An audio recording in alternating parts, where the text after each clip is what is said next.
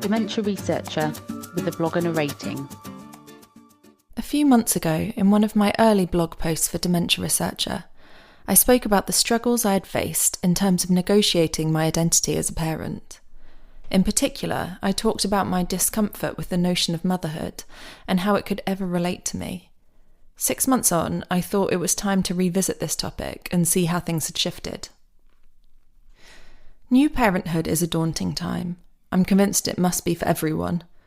Trying to keep this brand new creature alive is a terrifying task. In the first few weeks, whenever I went to bed, I would sit there listening to my baby breathe, just to check he was okay before I went to sleep. I hadn't really been around a lot of babies before, and despite attending an antenatal class, paying as much attention as I possibly could, it was mainly a case of learning on the job. A job, however, that was constantly changing. The minute I felt like I had things in hand, he would suddenly learn how to roll, or require actual food rather than just milk, or stop sleeping because an emerging tooth was bothering him, and I'd feel like I was back to square one.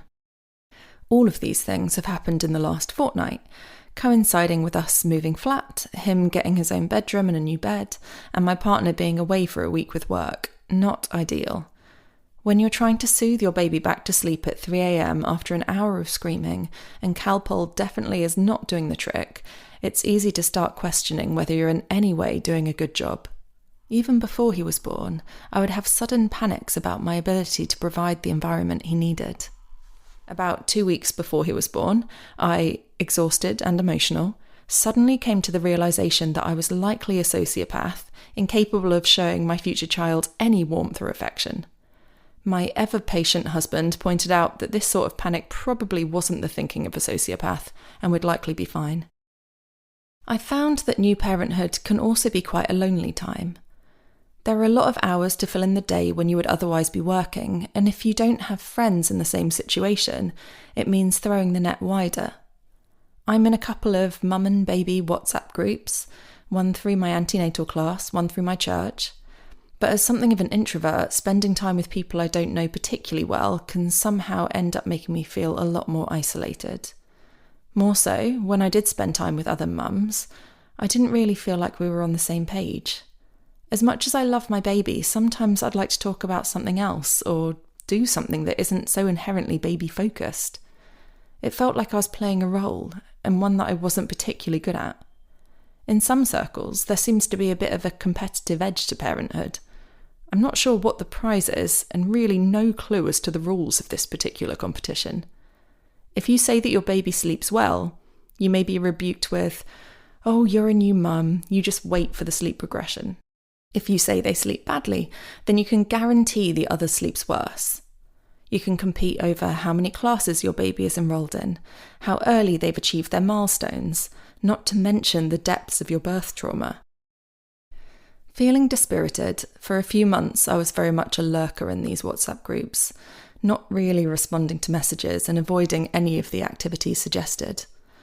After a while, I felt kind of bad about this, so made an effort to respond to the offer of attending a stay-and-play session. Evidently, I was responding to say that I didn't want to go, but I felt I should offer a suitable rationale, that I was attending baby cinema, which obviously anyone would be more than welcome to join me for, although ideally at this stage they wouldn't, at a cinema 2 London boroughs over.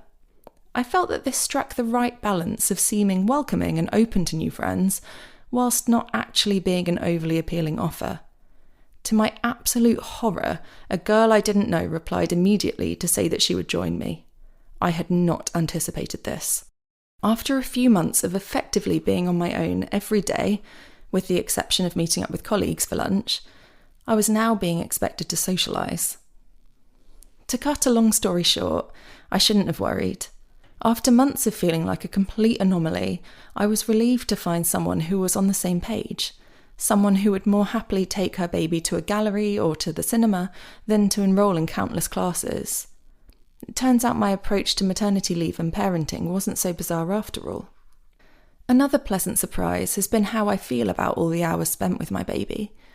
Before leave, I have to confess that I felt jealous of my husband being able to continue with his work, while I felt I would be somewhat stuck at home with a baby. 6 months in and still on maternity leave, A number of parents from our antenatal class have already enrolled their babies in childcare so as to give themselves a break. I'm pleased to find that this isn't something I've particularly needed or wanted, possibly because I can quite happily integrate my baby into my usual activities. I wouldn't go so far as to say that I feel guilty about my return to work later in the summer, but I will miss spending so much time together. Hopefully he'll greet me with the same excitement in the evening as he does my partner when he returns from work. All this to say, while parenthood, and specifically motherhood, didn't seem like the most natural fit for me, it's certainly a role I've grown into. There are different ways of performing that role. One size needn't fit all. I'm pleased to say that I still feel like me with all those same interests and peculiarities, but those are things I can invite my child to be a part of, rather than to replace. Thank you for listening. Join the Dementia Research bloggers and share your own views.